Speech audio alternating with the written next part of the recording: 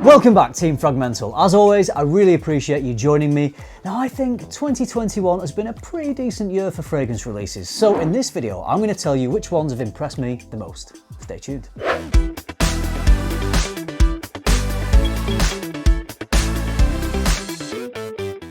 So what do you think? Has 2021 been a good year for fragrance releases? I know there's certainly a few that have impressed me that I've been wearing quite a lot. So I want to go through 10 fragrances that I've got here. It's a mixture of designer and niche because it's just all the fragrances that were released this year. I'm going to just give you a brief description of each one and tell you why I think it is a good release. All right, let me tell you all about mine. The first one I'm going to talk about is a designer fragrance. It's from Emporio Armani. It's Stronger With You, absolutely. I'm going to go out there and say this is my favorite from the Stronger With You line. I think it just balances a lot of the good elements from the other flankers and the original Stronger With You and just puts it all into absolutely. It's not too dark, it's not too light, it's somewhere in the middle. It's got a really nice rum note. You get that really nice smoky chestnut accord that we see in the Stronger With You line, but it doesn't take over. I also think it's a fun fragrance. There's something about it that just leaps off the skin in quite a lively way. I think you could wear this autumn, winter. It's pretty versatile. You could wear it for anything. You could wear this as a casual day scent when you've got a nice jumper, nice jacket on. You could wear it for a party. I think whatever you want to wear it for, date night, I think Stronger With You absolutely is going to serve you well. It's mass appealing without being boring and generic. I gotta say, I'm really impressed with this. I think it's a good release. I'm not sure if the name absolutely means it's the final release in the Stronger With You line. Having said that, we've not yet had a tobacco forward Stronger With You fragrance, so maybe we'll get that at some point. Stronger With You, smoking. That's it. That's definitely going to be the name of the next Stronger With You fragrance if it has tobacco in it. Okay, the next fragrance that has really impressed me this year and a lot of people, it's Nuit de l'Homme Bleu Electrique. I'm not that familiar with the original Electrique, I have to say. What piqued my interest in this though was I started hearing it was very similar to the original Nuit de l'Homme. I don't own that fragrance. I do have a decant of the 2012, which is apparently a decent performing formulation. It's fine, it's all right. Maybe it's better than the current formulation. A lot of people have been saying that this smells very much like the original, but it has better performance than the current formulation. It's not a beast mode fragrance or anything like that. Maybe it is a little bit better than the current formulation of Nuit de l'Homme, but I've been enjoying this a lot. It's the kind of fragrance that smells great, it smells quality, it's super easy to wear, it's very likable, very mass appealing, but it doesn't smell like a boring designer, generic designer fragrance. You get that really nice cardamom pop like you get with Nuit de l'Homme, although I think that one is perhaps a little more rounded than this one, just a touch, but I quite like that this is that little bit more assertive. It really works for me. If you like the original, if you don't own a vintage formulation, then I think you'd really enjoy this. If you're happy with Nuit de l'Homme, if you've got an older one, or if you're happy with the most recent formulation, I don't know if you'll need this if you don't have any performance issues, but if you do have performance issues with that one, this is definitely worth looking at because it is just a little bit better. One of my favorite niche fragrances is the Chronic from Byron Parfums. I love it. One of my most complimented, such an easy to like fragrance. Whenever I introduce anyone to that, they always love it and they always want a bottle. They've released a flanker this year, Byron Parfums. This one is called the Chronic Rouge Extreme. So I was wondering how they could bring this Rouge concept into the Chronic, because the Chronic is this slightly spicy, peppery fragrance with this really sweet woody depth. I just love it. I don't have another fragrance that smells quite like it. Now this is very good. It doesn't quite have that distinctive DNA of the Chronic. I think it could easily have been released under a different name, but what this fragrance is a sweet, creamy, fruity fragrance. Think of a sweet whipped cream just spread over lots of different types of red fruit, and that might give you some idea how this one smells. I think the original Chronic perhaps leaned a bit more masculine, and this one definitely comes right back to the middle of it being a unisex fragrance. I don't think it goes feminine or masculine, definitely right in the middle. It's pretty strong stuff. You can tell there's a high concentration of oils in here. You can tell it's high quality oils used. It's a beautiful fragrance. It's a stunning fragrance. It doesn't project quite as much as the original Chronic, but it still projects really nicely. I think this is a very, very good release from Byron Parfums this year. Dior Sauvage. Some people love it, some people hate it. I quite like it. So I guess I'm somewhere in the middle. But yeah, it gets a lot of negativity because it's smelled everywhere. It's one of the most popular fragrances, and I think people are going to come down harder on something that is so successful and popular. That's just the natural way things tend to happen. If the success, there are people who will want to criticize that success. So maybe this one, Sauvage Elixir, has been released to try and move away from that distinctive smell that we get from all the other Sauvage flankers. I mean, even the Parfum is very reminiscent of the profile of the EDT. I think the EDT is the most powerful of them, but this one is very different. You get a little bit of the Sauvage profile in the background, but this is more of a lavender fougere fragrance combined with some rich woody notes. There's a bit of a licorice note in there.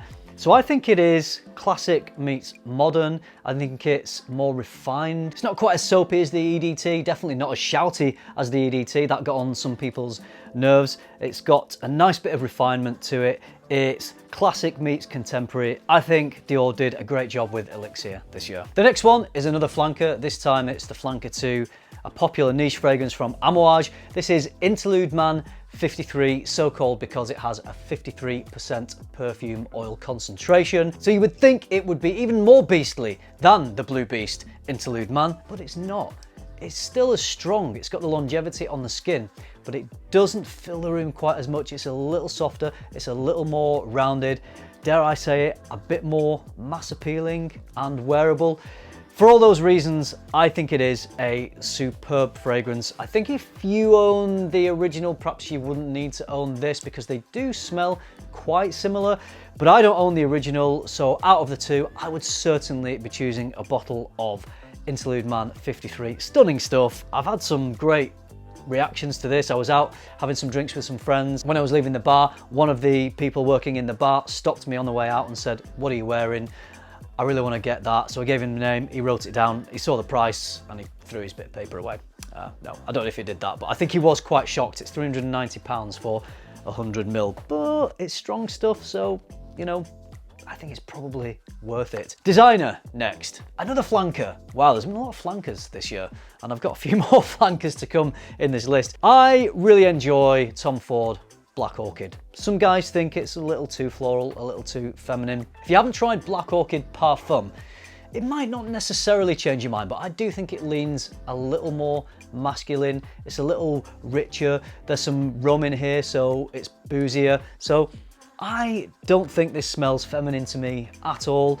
It's a powerful fragrance. I spray this on and I get great performance, I get great projection, lasts me a long time. If you're a guy and you want to stand out, I don't think many guys are wearing Black Orchid because the original was marketed towards females, but there are many inspirations of this that are marketed to men, so it's definitely not a female fragrance at all. Fair enough, if you think it's a bit too feminine for you, each to their own, but I love wearing this. I get a kick out of it every time I spray this on. I think it's a really good release from Tom Ford for 2021. The next fragrance is one of my favorite discoveries of 2021. This is a niche fragrance from Amouage Paris, who have a line called Matieres Libres, and this one is called Patchouli Figue. The patchouli brings some chocolate to the table. There is a cacao note in here as well, and you get this beautiful rounded fruity fig note, but there's some other fruits in there. I think there's some peach and rhubarb. You get sweet rounded fruits with some chocolate and some woods. It performs really well on me. It smells high quality. I think some really good materials used in here.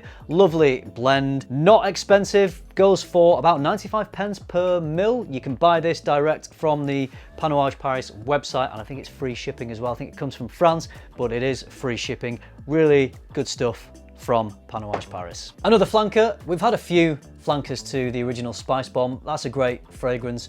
The Night Visions weren't that great. The EDP was pretty decent, but the EDT was quite forgettable. So when Infrared came out, I was pleased because it goes back to that lovely cinnamon spiciness that we get from the original Spicebomb, but it throws some red fruits in there. It's a bit smoother and sweeter and more rounded. I love how it's closely linked with the original Spicebomb. This is a bit richer, a bit more sensual, a bit heavier. So this is the date night Spicebomb, although Spicebomb Extreme would work really well on a date night as well. But if you want that Spicebomb DNA, then this would be the one to go for. I don't own the original at the moment. I don't know if I need to with owning this, because if I had both of them, I think I would probably just reach for this one more. The next one is a brand new release from Fragrance de Bois. It's called Secret Tryst. I'm not really sure what that means, but it sounds like it should be said in a whispered voice. This one smells so good. It reminds me a little bit of a chocolate orange type of smell. I don't think there's any chocolate in here or orange, but there is some citrus and there's some patchouli and vanilla, so maybe that's what's giving me the chocolate vibes. One thing for sure, this fragrance has the usual silky smooth, high quality blend that you would associate with Fragrance de Bois. You know, you'd also associate with other luxury brands like Roger Parfums. If you want your fragrance to be on another level of quality, then definitely check out Fragrance de Bois. It has a really nice little bit of cardamom pop in there, and cardamom always gives a fragrance a bit of a fun, crowd-pleasing character. You definitely get that in this, but you also get that smooth, high quality blend that you get with Fragrance de Bois. So it's doing a lot of things that I really like. And for 100ml, it's $295 on their website, which, when you consider some of their other fragrances, are a lot more than that. If you're not used to niche prices, maybe that sounds a lot to you, but for the quality you're getting for 100ml of a Fragrance de Bois with the sort of materials they use, I think that is not a bad price at all. Secret Tryst, brand new release, really good release. Let's end the video with a flanker. We started with a flanker, we've got flankers throughout this video. Let's end with a flanker. This is the flanker to one of my favorites from Tom Ford. That is Ombre Leather, and this one is the new release of Ombre Leather Parfum. I thought the Parfum was just going to be a stronger, more intense version of the original, but it's not. And actually the original projects and performs really well, so I don't think you can really get too much stronger than the original Ombre Leather. But this takes the scent in a slightly different direction. It dials down the sweetness, so you get a drier version of the Ombre Leather DNA. It is absolutely the same sort of DNA, but it's not quite as sweet, and because of that, I think it maybe leans a little older. If the original Ombre Leather is sweeter and more fun, maybe a touch more juvenile, I don't mean that in a bad way, I would say that the Parfum just leans the other way. I think it makes it a little more refined, a little more classy, and I've really been enjoying that. Sometimes when I'm in the mood for a fragrance that isn't quite so sweet, I could choose this. I would say I like this equally as much as I like Ombre Leather, but sometimes I'm in the mood for something a little sweeter, and sometimes I'm in the mood for something a little drier, maybe a little classier, perhaps for a formal occasion. I've been wearing this one quite a lot, really been enjoying it. It's sort of a bit of a dumb reach, really, because I know it just works for any occasion, any time of year for me. Really nice stuff from Tom Ford. It's actually more expensive. In fact, some of these, this one, and this one, this is £112 for 60ml. Some of these fragrances are more expensive than some of the niche fragrances in this list, like this one. So there we go, blurring the lines between niche and designer. But there are my choices for the best 2021 fragrance releases. I would love to hear what you think are your favorite 2021 releases of the year. You can just give me your top 3 if you like. If you haven't bought any and you were thinking of buying some, I hope you found this video useful. If you did, you know what to do. Give it a like. Subscribe if you haven't already, and if you do, I will see you in the next one. Bye.